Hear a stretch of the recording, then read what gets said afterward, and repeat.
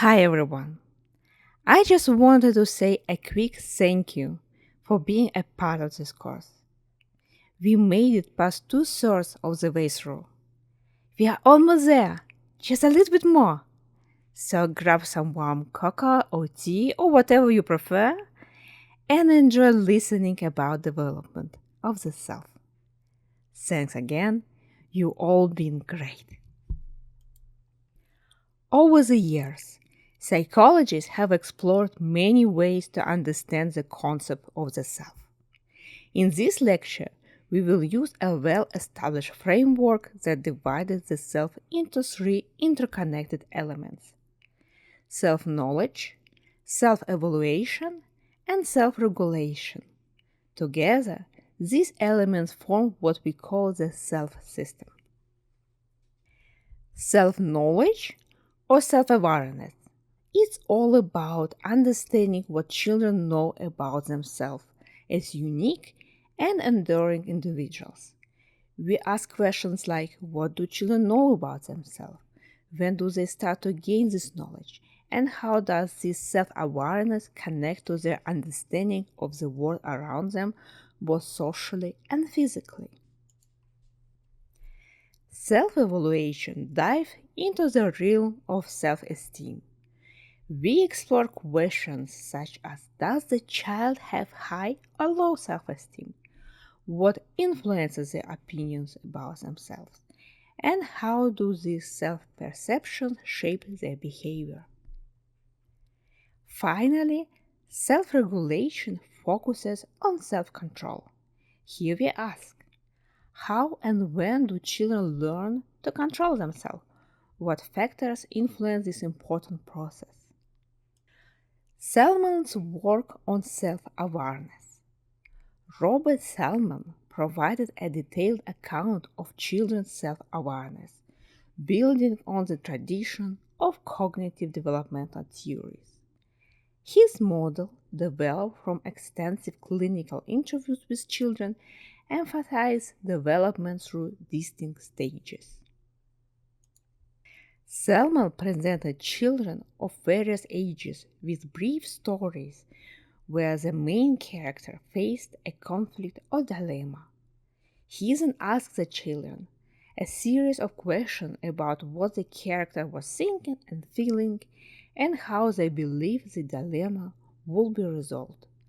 The focus was not on children's solutions themselves, but on the type of reasoning they used to arrive on those solutions.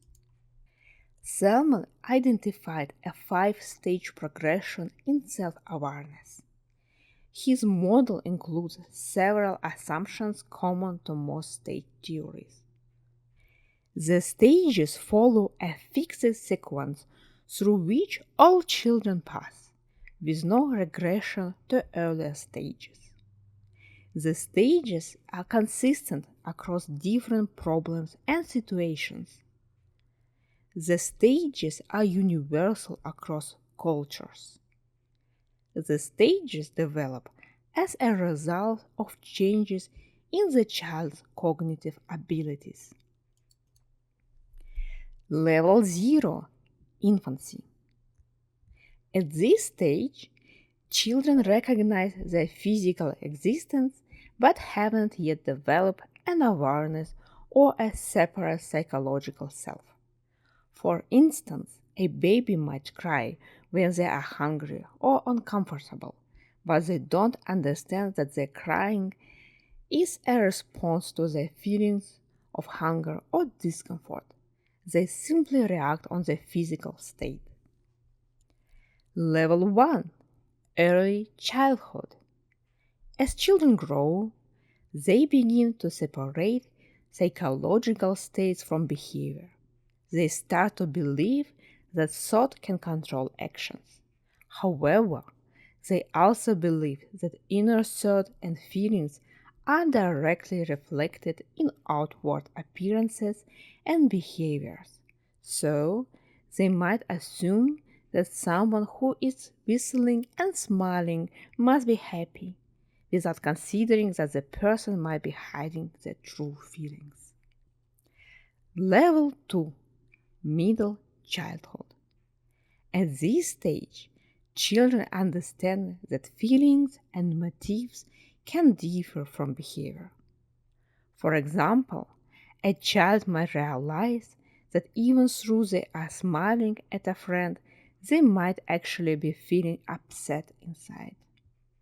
They understand that the self can be somewhat hidden from others, although it cannot be hidden from the own self. Level 3. Pre-adolescence. In later childhood, children develop a belief that the self is a stable component of personality. They might think, I am a kind person, even if I sometimes get angry.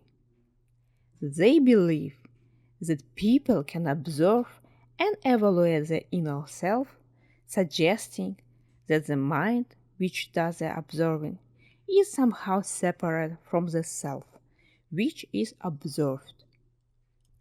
Level 4. Adolescence. Finally, adolescents come to believe that the self can never be completely known because some aspects of personality remain at an unconscious level.